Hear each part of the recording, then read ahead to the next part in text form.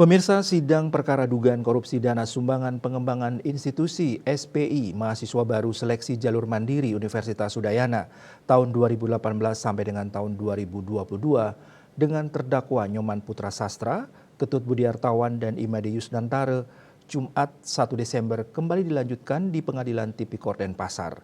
JPU Nenga Astawa dan kawan-kawan menghadirkan sejumlah saksi, salah satunya Ketua BEM Unut Putu Bagus Padmanegara.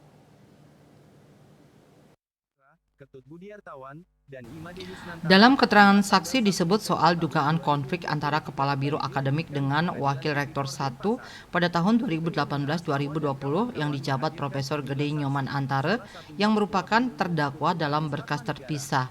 Juga disinggung soal hubungan antara mantan Rektor Profesor Sudewi dengan Profesor Antare dan juga Dekan Fakultas Kedokteran DFK Profesor Suyase.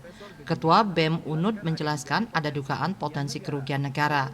Awalnya dia menggali soal SK Rektor, lalu menggali informasi lainnya termasuk masuk ke Biro Akademik.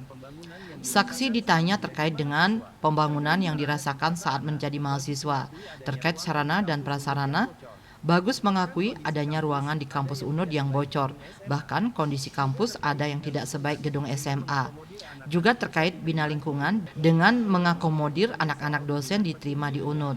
Bagus juga ditanya soal hubungan petinggi Unut. Saksi pun menjawab ada dugaan dekan FK yang tidak harmonis dengan Rektor Profesor Antare, juga tidak harmonis dengan Kabiro Akademik Indra Kecapa. Sementara itu, saksi lainnya Oke Wiratme ditanya soal simulasi SPI, termasuk siapa orang yang bertanggung jawab memasukkan nilai dalam penerimaan mahasiswa baru.